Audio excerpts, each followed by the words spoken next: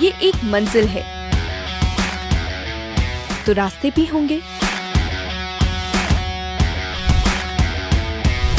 और एक मेंटर भी जो मुश्किलों को आसान बना दे। नतीजे संयोग नहीं होते, दूसरों से बेहतर स्कोर होते हैं। GS Score, an institute for civil services. Good career is a process, and mentoring at GS Score is driven by primarily two objectives. One is empowerment and another is excellence. This is what we are known for. कामयाबी की राह पर 1000 से भी ज्यादा निशान।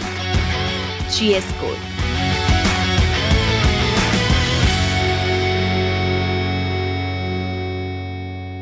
Hello everyone, my name is Shishir Kumar Singh and I have secured All India Rank 16 in Civil Services Examination 2022. I belong to Balia district of Uttar Pradesh and today I am here to share my preparation journey with all the aspirants that watch DKT. So first of all, I would like to tell that about my educational background.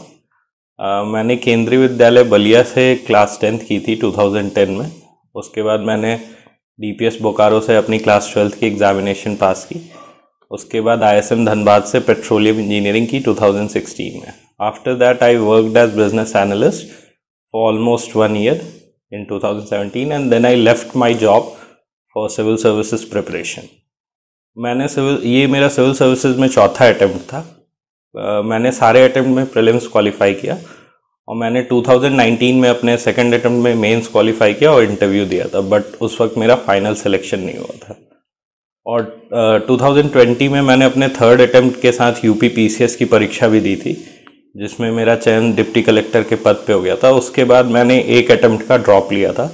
Then I appeared for civil services examination 2022 and I secured all India rank 16। तो मैं आज अपनी इस preparation journey में क्या चीज़ें मैंने गलत की और क्या चीज़ें व्हेन आई लुक बैक क्या चीज़ें मुझे नहीं करनी चाहिए थी वो शेयर करना चाहूँगा। तो सबसे पहले तो जो हर एस्पिरेंट के लिए जो वर्किंग होता है उसके लिए एक डायलेमा होती है कि उसको अपनी जॉब छोड़ के तैयारी करनी चाहिए या जॉब के साथ तैयारी करनी चाहिए। तो व्हेन आई स्टार्टेड प्रिपरेशन तो मुझे लगा इतना लंबा सिलेबस है, इतना लेंदी एग्ज़ाम है, ऑलमोस्ट 1 year, तो बहुत एक्साइटिंग प्रोस्पेक्ट लगता है कि हम अपनी जॉब छोड़ के तैयारी शुरू कर दें। But looking back I think it would have been more suitable अगर मैं अपनी जॉब के साथ प्रिपरेशन करते रहता। तो I would not advise any aspirant to leave their jobs for civil services preparation until and unless it is very hectic and you cannot find out 4 to 5 hours for time for daily preparations. और दूसरी सबसे important चीज़ जो इस journey में मुझे लगी कि setting a time frame कि कितने अटेम्प्ट्स देने हैं या कब कितने ड्यूरेशन के लिए तैयारी करनी है। क्योंकि बहुत सारे एस्पिरेंट जब एक बार तैयारी शुरू करते हैं तो वो एक साइकिल में फंस जाते हैं जहाँ वो बार बार एग्ज़ाम देते रहते हैं। तो इससे क्या होता है कि हर बार हम लोग की तैयारी में कुछ कमियां रह जाती हैं और एक साइकिल में फंस जाते हैं जहां हम लोग साइकोलॉजिकली सोचते हैं कि next attempt will do better. तो इस साइकिल को तोड़ना मेरे हिसाब से बहुत ज़रूरी है, क्योंकि हमारी लाइफ का सबसे प्रोडक्टिव टाइम जो है our 20s are being utilised in the preparation of this exam. So if we set a time frame that we have to give 2 to 3 attempts or we have to prepare for 5 years, then what will happen is we will prepare more efficiently and our productivity will increase. So 2 things will happen. The chances of us clearing this exams will improve, and second thing will be that if we are unable to clear this exam, क्योंकि इसकी भी एक high probability है क्योंकि एक बहुत tough exam है और सिलेक्शन रेशियो कम है, तो उसके बाद अगर हम लोगों ने डिसाइड किया कि इस टाइम फ्रेम के बाद we will move on with our life, तो हमारी पर्सनल लाइफ के लिए ये काफ़ी अच्छा रहेगा। क्योंकि कई बार एस्पिरेंट्स के साथ होता है कि वो 7-8 साल तैयारी करते हैं and they are left with no options. So अगर एक बार हमने टाइम फ्रेम सेट कर लिया और उसके बाद हम तैयारी छोड़ के लाइफ में कुछ भी करेंगे तो वो हम काफ़ी बेटर तरीके से कर सकते हैं। ये मैंने अपने फ्रेंड सर्कल्स में भी देखा कि जिन लोगों ने सही टाइम पे ये साइकिल छोड़ के प्रिपरेशन से बाहर आ गए, they are doing very good with their life. और तीसरी चीज़, तैयारी के वक्त हम लोग की लाइफ जो होती है वो पूरी तरीके से यूपीएससी के एनुअल कैलेंडर से डिसाइड होने लगती है। हम लोग हर समय प्रीलिम्स, मेंस, इंटरव्यू इस साइकिल में फंसे रहते हैं और लाइफ में कई सारी इंपॉर्टेंट चीज़ जैसे फैमिली फंक्शंस हो गए, दोस्तों के लाइफ के इम्पोर्टेंट इवेंट्स हो गए, अपना पर्सनल लीजर का जो टाइम होता है जहाँ हमें ट्रिप्स करनी चाहिए थी, वो सब बिल्कुल छोड़ देते हैं. वी बिकम अ मॉन्क, और हम लोग बस अपने रूम में बैठे बैठे पढ़ाई करते रहते हैं, which takes a heavy mental toll on all of us. So I would advise, it's very tough to do it, it's very easy to preach, but I think we should find some time for ourselves, which I didn't do in my preparation. And looking back, I thought it would have not mattered if I had gone to few of those functions for a week or for 15 days. Actually it would have enhanced my productivity, और शायद ये result थोड़ा पहले आ गया होता. इसके बाद एक सबसे इम्पॉर्टेंट चीज़ है कि जब हम तैयारी शुरू कर रहे हैं तो अपना फर्स्ट अटेम्प्ट फुली प्रिपेयर्ड होके देना चाहिए. कई बार हम लोग बहुत जल्दबाजी में हाफ बेक प्रिपरेशन के साथ एंटर कर जाते हैं, और अगर हमारा प्रीलिम्स क्लियर हो गया और उसके बाद मेंस क्लियर नहीं हो पाता है तो वो दोबारा टाइम नहीं मिलता एक बार इस साइकिल में घुसने के बाद. तो जब भी हम अपना फर्स्ट अटेम्प्ट दें वो फुल प्रिपरेशन के साथ दें और पूरी अच्छी प्लानिंग के साथ दें.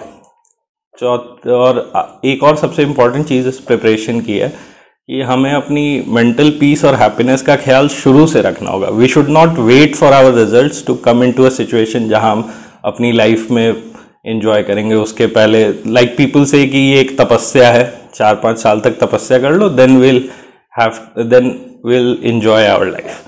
तो इसकी ये 4-5 साल काफ़ी फ्रस्ट्रेटिंग भी हो सकते हैं कई लोगों के लिए. तो इसलिए बेटर ये होगा कि आप अपनी लाइफ में प्रिपरेशन के साथ साथ थोड़ा टाइम अपने पर्सनल ग्रोथ के लिए निकाल लें, थोड़ा टाइम अपने अम्यूज़मेंट के लिए निकाल लें.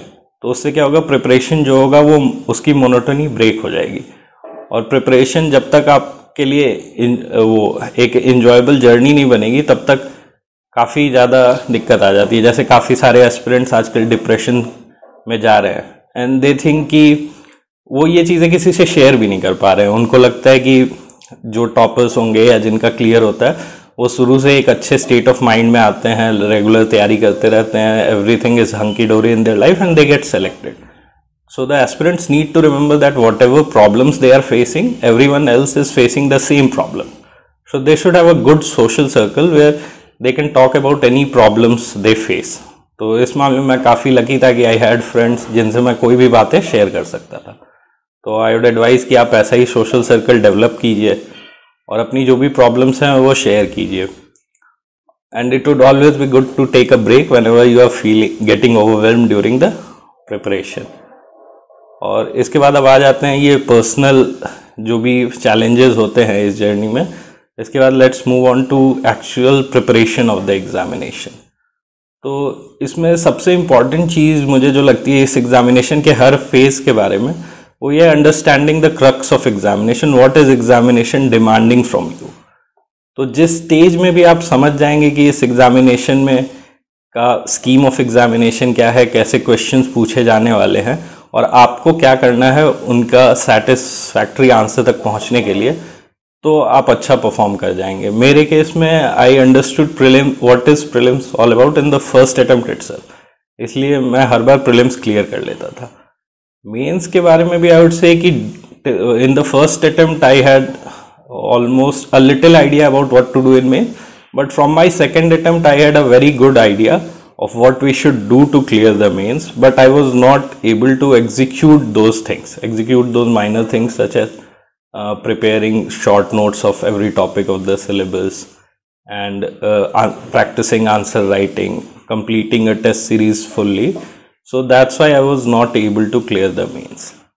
मैं इस वीडियो में माइन्यूट स्ट्रैटेजी के बारे में इसलिए नहीं बात कर रहा हूँ क्योंकि आई थिंक उसके बारे में काफ़ी ज़्यादा कंटेंट ऑलरेडी अवेलेबल है. सो मैं और ज़्यादा इन्फॉर्मेशन ऐड नहीं करना चाहूँगा बिकॉज सारे टॉपर्स की स्ट्रैटेजी ऑलमोस्ट सेम होती है, बेसिक थिंग्स होती हैं जो हम लोग को करनी होती है. तो इस अटेम्प्ट में आई थिंक मैंने टेस्ट सीरीज़ अच्छे से लिखी, पूरी कंप्लीट की थी, उसका शायद फ़ायदा मिला. और एक और चीज़ की, इस अटेम्प्ट में I was already selected in UPPCS as a SDM, तो मैं काफ़ी ज़्यादा रिलैक्स था एग्ज़ाम अटेम्प्ट करते वक्त. आई वॉज नॉट पैनिकिंग, कितना भी टफ क्वेश्चन आ जाए या एग्ज़ाम के पहले की एक रश होता है हमें कि पूरा सिलेबस जो भी अब तक पढ़ा है उसको ख़त्म करना है 4 घंटे में, फिर जाके मेंस का पेपर लिखना है, तो वो वाला रश नहीं था. तो I think being relaxed before the exam actually helped me. फिर इस एग्ज़ाम का एक और सबसे इम्पॉर्टेंट चीज़ है वो choosing your optional wisely and according to your aptitude. So I think somewhere down the line I feel that I chose my optional in a hurry by seeing the toppers mark कि mathematics से बहुत ज़्यादा लोग select हो रहे थे और उनका स्कोर काफ़ी अच्छा आ रहा था, तो मैंने सोचा I will choose mathematics and I will do the same thing, I will get good marks and get selected. But ऐसा नहीं हुआ. मुझे मैथमेटिक्स में काफ़ी स्ट्रगल करना पड़ा 3-4 साल तक, but ultimately I got good marks and reach towards my goal. इसलिए ऑप्शनल का सिलेक्शन बहुत ज़रूरी है, और अगर ऑप्शनल आपके एप्टीट्यूड को मैच करता है तो एक अच्छा रिजल्ट लाने में आपको परेशानी नहीं होगी. सो ऑप्शनल का सिलेक्शन काफ़ी वाइजली करना है. और एक और प्रॉब्लम आती है कि कई बार हम लोग जल्दबाजी में अगर हमने ऑप्शनल सेलेक्ट कर लिया पहले अटेम्प्ट में एंड वी आर फीलिंग कि ये ऑप्शनल हमारी नीड्स को मैच नहीं करता है, I can do better in some other optional, तो ऑप्शनल चेंज करने का जो डिसीजन होता है वो काफ़ी प्रॉब्लमेटिक होता है और उसके काफ़ी करेज चाहिए होता है उस डिसीजन के लिए. क्योंकि एक तरफ हमें फील होता रहता है कि we are already scoring average marks in this optional, if we work a little bit harder we can get very good marks. और दूसरा एक थॉट जो आता है दिमाग में कि अब इतनी मेहनत करने के बाद भी नंबर नहीं आ रहे हैं, दूसरा ऑप्शनल पिक करते हैं, क्या पता वहाँ इससे अच्छा कर लें. तो ये दो कन्फ्लिक्टिंग थॉट्स हैं और ये बहुत मुश्किल हो जाता है एस्पिरेंट्स के लिए डिसाइड करना. तो इस टाइम पे तो मेरे बहुत सारे फ्रेंड्स ने अपना ऑप्शनल चेंज किया एंड फिर they performed very well. So इससे डरना नहीं चाहिए. If you are very clear कि this optional is not working for you, then you should change it as soon as possible. इस डिसीजन को बहुत ज़्यादा लिंगर ऑन नहीं करना है. अगर नहीं चेंज करना और चेंज करने का decision you should take very quickly, because ultimately whatever decision you take you have to work hard in that very optional and you have to perform well in that. So एक बार जो भी optional select कर लिया या change करने का मन किया तो चेंज करने के बाद दूसरे ऑप्शनल पे चले गए, तो वहाँ से पीछे नहीं आना. ठीक है, जो भी डिसीजन आपने लिया उसको स्ट्रिक्टली फॉलो करना एंड फाइनली सक्सेस मिल ही जाती है सबको. एक और इम्पॉर्टेंट चीज़ है कि हम लोग life long during our school और कॉलेज जर्नी और कॉलेज के बाद भी जब हम लोग जॉब करते रहते हैं तो हम लोग खुद की स्किल्स अपग्रेड करते रहते हैं. डेली नई चीज़ें सीखते रहते हैं कि जो भी वर्ल्ड में न्यू टेक्नोलॉजीज आती हैं या कुछ सोशल स्किल्स या अपनी जॉब रिलेटेड स्किल्स या कुछ नई नॉलेज गेन करते रहते हैं. During the time of preparation क्या होता है कि हम लोग अपनी सारी अदर लर्निंग्स जो होती है उसको कट डाउन करके सिर्फ एग्जामिनेशन मोड में आ जाते हैं, सिर्फ वो चीज़ें पढ़ते हैं जो यूपीएससी के लिए ज़रूरी होती हैं. तो इसका एक डेट्रीमेंटल इफेक्ट होता है कि हम लोग लाइफ में एक तरीके से पीछे होते जाते हैं बाकी दुनिया में जो लोग हैं उससे. तो इससे हमारी पर्सनालिटी पे भी काफ़ी इफेक्ट पड़ता है और हम लोग सोचते हैं कि सिर्फ हम लोग एग्ज़ाम की तैयारी कर रहे हैं और वो चीज़ें कर रहे हैं जिससे एग्ज़ाम निकालने में हेल्प मिलेगी.